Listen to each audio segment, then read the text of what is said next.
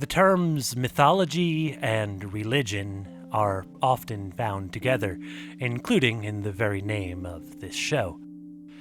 While each word carries a different meaning, many of us end up confused, with the line between the two being blurred. Some find the word myth to imply a lie while associating religion with truth. But none can deny that there are many differing religions.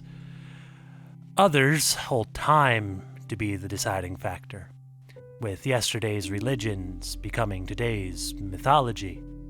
Yet, the practices and rituals of the past are never included with the stories under the label of mythology. Many try to draw a distinct line between the two, yet never find anything close to a rule. The key flaw to this approach is looking at mythology and religion as mutually exclusive concepts. Instead, mythology is a crucial part of religious practice. When one stops focusing on the modern definition of myth as something that is untrue, and instead leans on the classical definition of myth as a genre of symbolic story, the place of storytelling in religion becomes clear. One of the best examples of this, one of the oldest written sources for ancient Greek religion, is the Homeric Hymns. Focusing on the Homeric hymn to Aphrodite, we can come to understand the way the Greeks understood their religion and the place of myth within it. My name is Sean. Welcome to Mythos and Logos. In the ancient Greek understanding, divinity comes with an extra flavor of personality. Like the aspects of reality over which they preside, each of the Greek gods has a unique personality. The ancient hymns dedicated to the gods begin by telling of these idiosyncrasies, explaining the character and realm of the gods. The hymn to Aphrodite begins. Speak to me, muse, of golden Aphrodite's works, the Cyprians, she who sends sweet desire on the gods, and subdues the tribes of mortal men, the birds that fly through the air, and all the many wild beasts that are nurtured by land and sea. The hymn goes on to tell of the three virgin goddesses immune to Aphrodite's power: Athena, Artemis, and Hestia. All others, us mortals included, are vulnerable to the love and beauty over which Aphrodite reigns. This description of Aphrodite and the reverence given to her hints towards the hymn's religious context. This specific hymn is traditionally attributed to the great poet Homer, and while it very well may be his original work, regardless, it belongs to an even older tradition of performances at religious shrines and festivals. While the ancient Greeks believed in many gods, often each person would have a particular devotion to a single one.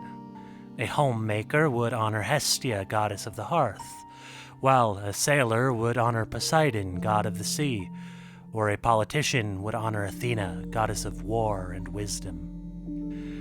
The purpose of this introduction for the hymn, then, is to educate the audience about Aphrodite's character and power, making it clear that all who feel love, beauty, and desire should listen to the story of the hymn.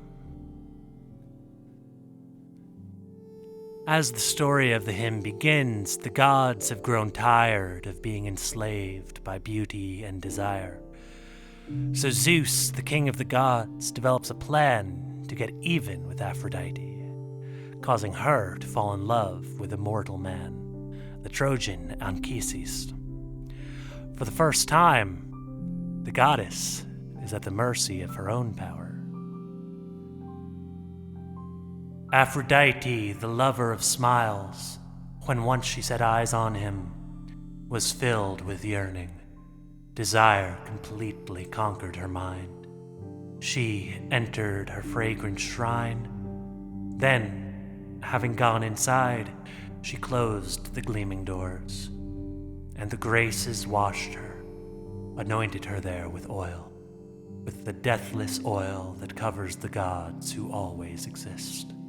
Heavenly, sweet-smelling oil, which had been perfumed for her.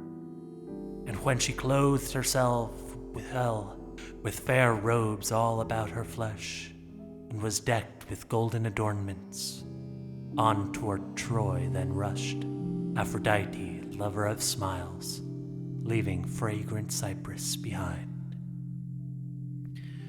It is here, in the setting of Aphrodite's shrine, that the hymn uses mythological story to explain religious practice. The perfumes and oils that adorn Aphrodite mirror those that would likely be found within the temple or at a festival where the hymn would be performed.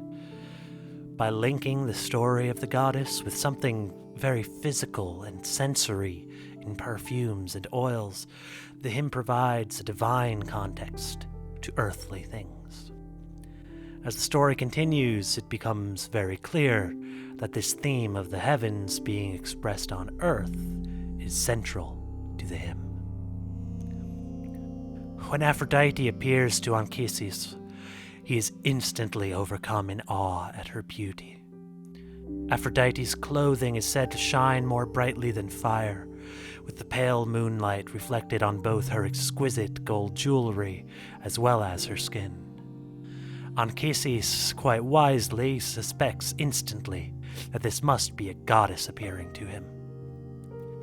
He offers to build an altar to her and make offerings in every season, again, not unlike the altars at which a skilled poet would recite this hymn. Aphrodite, however, is not honest about her identity, hiding what Anchises suspects. Instead, she claims to be a princess from Phrygia, in the central region of modern-day Turkey. She tells Anchises that she was taken by the messenger god Hermes and brought to the Trojan Anchises to be wed. Anchises, still somewhat in disbelief, replies with a frankly fantastic pickup line. "If mortal is what you are, I'd be willing, lady with goddess's looks, having once climbed into your bed, to enter Hades' abode." As a quick aside, if you try this line out and it works for you, be sure to leave a comment letting me know, and give thanks to Homer as well for that. Now Anchises brings Aphrodite to his home, which is decorated with the skins of bears and lions that were once his prey, just as he is now helpless before Aphrodite's beauty.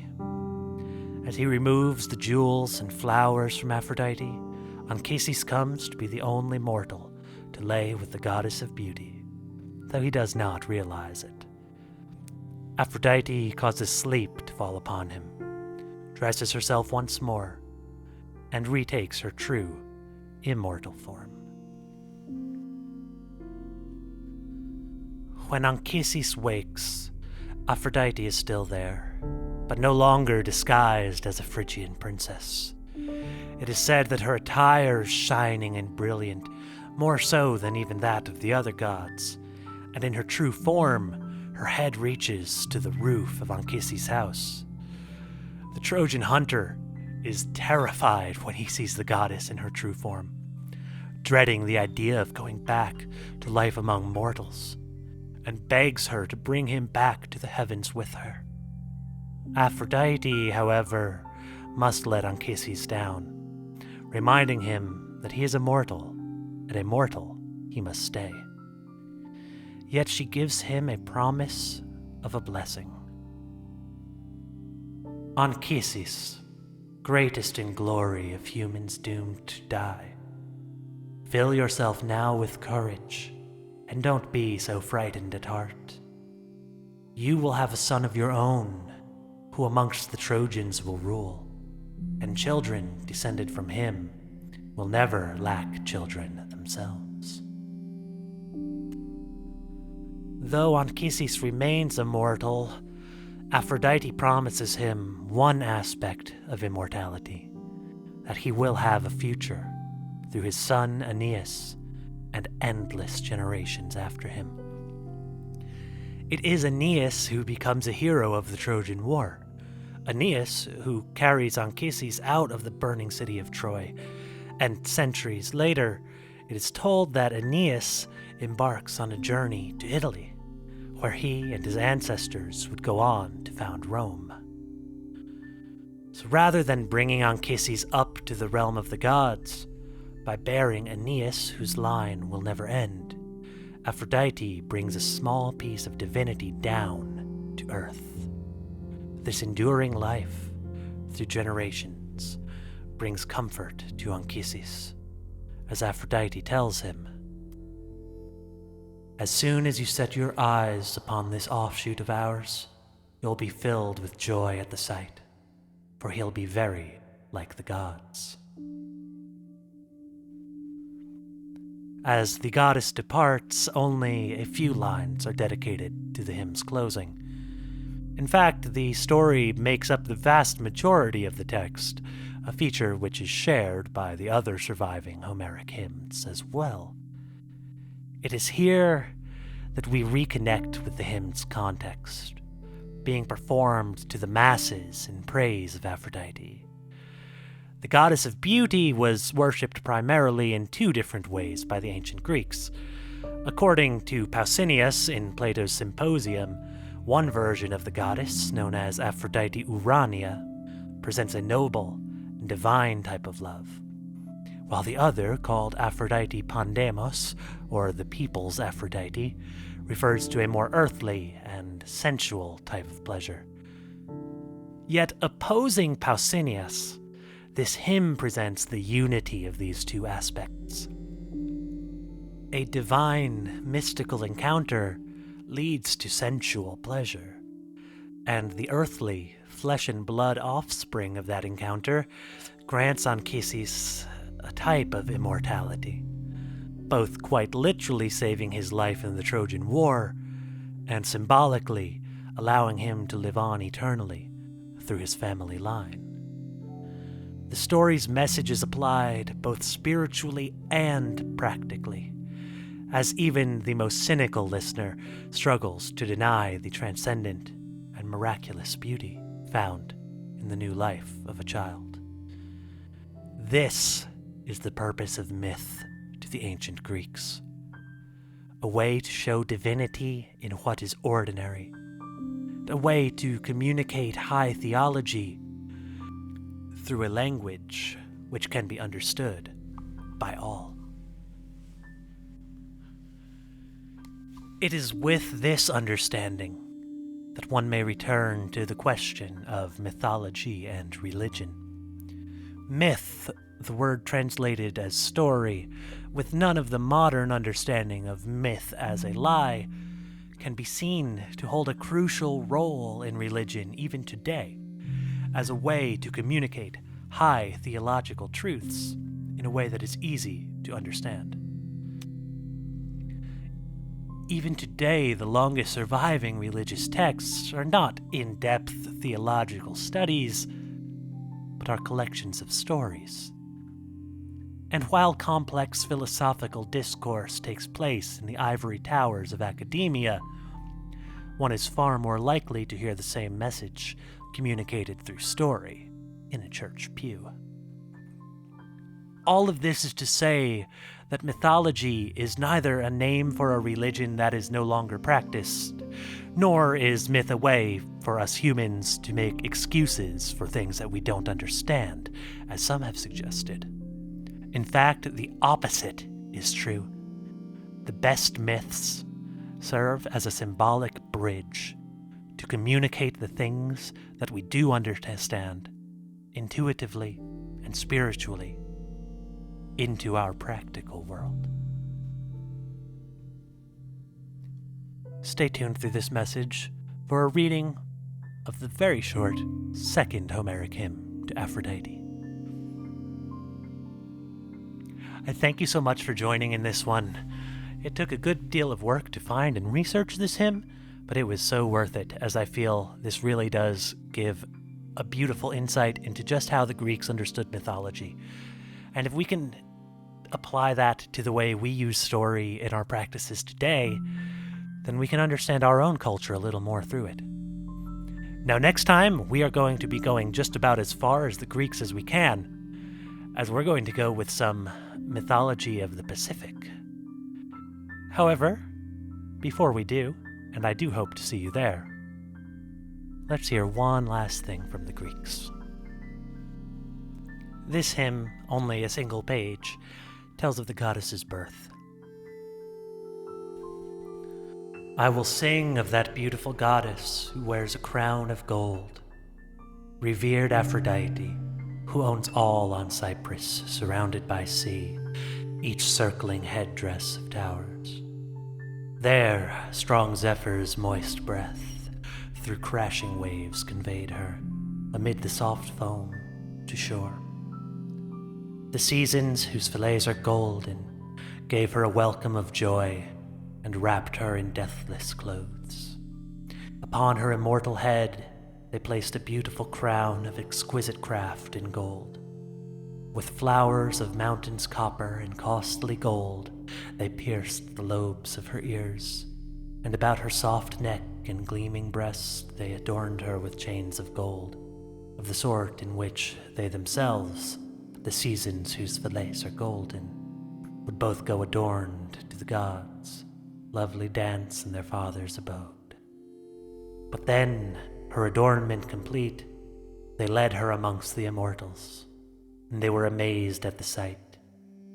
They gave her their right hands in greeting, and each god prayed that she be his own wedded wife to bring home. So amazed were they at the form of Cythera's goddess, who wears a crown of the violet's bloom. Farewell to you, black-eyed goddess, whose spirit is sweet and kind. In the contest, permit this bard to win, and make ready my song. But I will call to my mind both you and another song. I do hope to see you next time, where that other song is going to take us to New Zealand and the Pacific Islands. Can't wait to see you there.